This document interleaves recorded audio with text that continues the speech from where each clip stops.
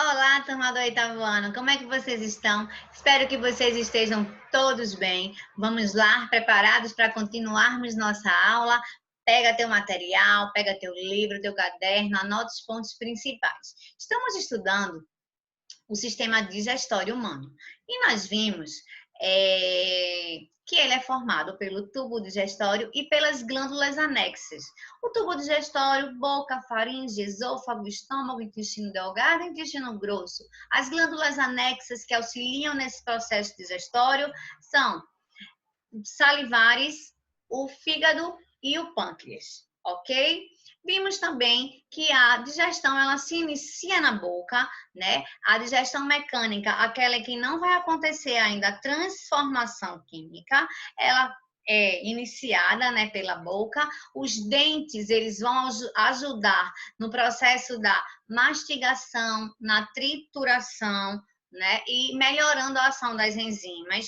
Junto com os dentes, vai ter a saliva, né, que é produzida pelas glândulas salivares que nós temos na boca, e essa saliva ela vai ajudar também umidificando esse alimento, né, junto com a língua, né, que é uma estrutura importante que vai fazer o quê? Ajudar a movimentar esse bolo alimentar, né? Na saliva a gente viu também que existe uma enzima. O que são enzimas? Proteínas que ajudam no acontecimento de uma reação, aceleram a reação, né? E na boca, a enzima que a gente vai encontrar é a pitialina ou amilase salivar, né? Depois que esse alimento, o bolo alimentar, que ele não é mais chamado de alimento na boca, né? Que a gente começa a fazer a mastigação, a trituração, ele vai ser empurrado, deglutido, o ato de engolir é deglutição, para a nossa faringe. Então, a faringe é um tubo muscular membranoso que se comunica com a boca através do istmo da garganta e na outra extremidade com o esôfago, ok? O alimento, depois de mastigado, ele vai percorrer essa faringe, que é um canal comum tanto para o nosso sistema digestório como para o nosso sistema respiratório. A penetração do alimento nas vias respiratórias é impedida pela ação da epiglote, que fecha o orifício de comunicação com a laringe. Professora, eu não entendi essa parte. Gente, a laringe, como eu falei para vocês, é um órgão comum. Ela vai fazer parte do sistema digestório e o nosso sistema respiratório. Na digestão, ela vai fazer o bolo alimentar passar para o esôfago e na respiração, ela vai fazer o ar passar. E por que não se encontra, né, professora? Porque existe a epiglote, ela vai abrir e vai fechar. Às vezes, quando a gente se engasga, é porque essa epiglote, ela abriu e fechou em um momento errado. Por isso que vem o engasgo, né? Porque era para entrar, vamos dizer, a comida passou o ar, ou ao contrário, vice-versa. Aí na imagem vocês podem ver, né, a faringe, certo? Depois da faringe, esse alimento ele chegou no esôfago. O esôfago é um conduto musculoso controlado pelo sistema nervoso autônomo. O que é que o esôfago faz? É por meio de ondas de contrações conhecidas como peristaltismo ou movimentos peristálticos. Esse conduto musculoso também tem músculo liso, contrações involuntárias, vai espremendo o alimento e levando ele para o estômago, como mostra aí na imagem.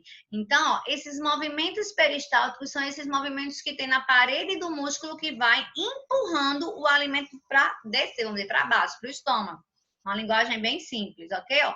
Aí aqui ele mostra o bolo alimentar, tá vendo? A camada muscular vai empurrando, tá vendo? E chega no estômago. Depois do esôfago, chegou no nosso estômago esse alimento. Então, o estômago é uma grande bolsa que se localiza na região do abdômen, sendo responsável principalmente pela digestão das proteínas. A entrada do órgão, essa partezinha aqui, recebe o nome de cárdia. Por quê? Porque fica muito próximo ao coração, separada somente do diafragma, que é o músculo que sustenta nossos pulmões. Nesse órgão, o bolo alimentar vai sofrer a ação do suco digestivo, chamado suco gástrico, tá certo? Então, quando eu começar a mastigar o alimento na boca, o nosso estômago ele já produz o ácido clorídrico. Quando eu ingiro algum alimento que tem muita proteína, aí ele vai começar a produzir o suco gástrico, que é misturado graças à atividade muscular do órgão. Nesse momento, o bolo alimentar, ele passa a ser chamado de quimo, tá certo? O suco gástrico apresenta entre seus componentes a pepsina, que é uma enzima que vai atuar na digestão das proteínas. E o ácido clorídrico vai tornar o pH do estômago baixo e promove a ativação dessa pepsina, tá certo? Essa pepsina, vamos dizer assim, ela é mais potente para quebrar essas proteínas. Aqui na imagem, ó, a gente mostra as partes do estômago. Como eu falei para vocês, no início é cárdia, né? Aqui é uma partezinha, a parte que é da bolsa, vamos dizer assim, a parte mais larga do estômago aqui nessa parede. E o finalzinho a gente chama de piloro, tá certo? Então, ó, geralmente o ácido clorídrico e a pepsina não causam irritação na parede do estômago, pois eles apresentam um muco. Então, na nossa parede do estômago, tá certo? Tem esse muco que vai justamente fazer essa proteção. Agora, caso ocorra, né, é um processo corrosivo, um desequilíbrio, aí é quando a gente pode apresentar alguns problemas estomacais, como azia, gastrite, uma úlcera, né?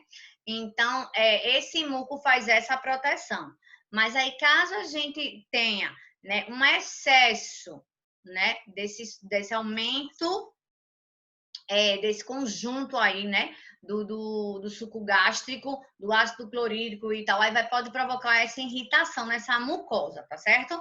Além disso, a renovação constante das células que revestem o interior do estômago, ok? Então, essa digestão no estômago, gente, geralmente ela dura de 2 a 4 horas. É um processo que demora um pouquinho, tá bom? E vai sofrendo contrações também. Aí vai batendo nesse final do estômago, no piloro, e vai liberando aos pouquinhos para o intestino delgado, esse quimo, ok? Chegou no intestino delgado, é uma porção mais longa do nosso sistema digestório, tem aproximadamente 6 metros de comprimento, o intestino delgado, tá? É no intestino delgado que vai ser finalizado o processo digestivo e a absorção de nutrientes. É o órgão responsável pela maior parte do processo digestório. Por quê, professora? Porque é ele que vai fazer a absorção dos nutrientes e vai encaminhar para as células, ok? E ele é dividido em 3 partes: duodeno, como a gente está vendo aí na imagem, o jejúnio e o íleo. Íleo também, ok? O duodeno, que é a primeira parte, né, do intestino delgado, recebe o quimo, que vem do estômago e ainda está ácido, sendo irritante na mucosa do duodeno. Esse quimo ele pode ser irritantezinho, né? Então, o que é que acontece com o quimo? Ele vai ser banhado pela bile. A bile é secretada aqui no fígado e guardadinha na vesícula biliar. Ô, professor, e o que é a bile? A bile ela um emulsificador. O que é isso, professora? Ele vai ajudar a digerir os lipídios, a gordura, tá certo? Como coloquei aqui, ó, que emulsificam os lipídios. A bile, de uma maneira para vocês entenderem bem simples, é o seguinte: quando a gente cozinha alguma coisa, né, com gordura, né, que a gente vai lavar, Quando a gente pinga um pouquinho de detergente naquele óleo, ele não se espalha assim, não é verdade? Então a bile faz isso, é uma emulsificadora da gordura, como se ela fosse ajudar nessa digestão, tá? Aí depois disso, além de receber essa bile, né, o quimo, também recebe o suco pancreático, que é produzido no pâncreas, que contém enzimas, água e grande quantidade de bicarbonato de sódio. Para quê? Para neutralizar esse quimo, certo? Sim, em pouco tempo, a papa, né, o quimo do duodeno vai se tornando mais alcalino e gerando condições ideais para acontecer o processo digestivo. Aí chegou nas duas últimas partes do intestino delgado, o jejum e o ío. As porções seguintes vão fazer o quê? Essa outra parte, essas duas outras partes vão fazer justamente a absorção dos nutrientes. E como é que eles conseguem fazer isso? Porque eles apresentam as vilosidades e as microvilosidades. O que é isso, professor? As vilosidades são como se fosse umas dobras, e as microvilosidades elas vão ser projeções de células epiteliais, né? Numa linguagem bem simples, são umas ondinhas que vão fazer justamente a absorção através dessas células epiteliais, né?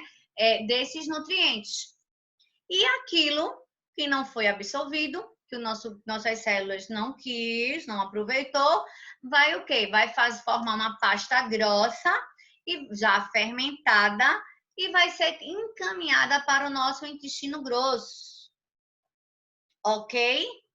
Então, hoje a gente viu faringe, esôfago, estômago e intestino delgado. Ok? Não esquece que a faringe é um canalzinho que vai encaminhar do bolo alimentar para o esôfago. O esôfago, através de movimentos peristálticos, também vai empurrar esse bolo alimentar para chegar no estômago. No estômago é onde acontece a maior digestão das proteínas e dura mais tempo. No estômago, esse bolo alimentar, ele passa a ser chamado de quimo. Chegou no intestino delgado, ele vai receber alguns sucos, né? No estômago também tem ação de enzimas. No intestino delgado, né? Também vai ter ação de enzimas e também vai ter suco pancreático, vai ter a bile que vai ajudar nesse processo. E o intestino delgado, dividido em 3 partes, faz a absorção desses nutrientes. A gente vai ficar faltando somente agora o intestino grosso e as glândulas anexas. Ok, espero que tenham gostado. Vamos fazer exercícios. Um grande beijo e até a próxima. Obrigada. Tchau, tchau.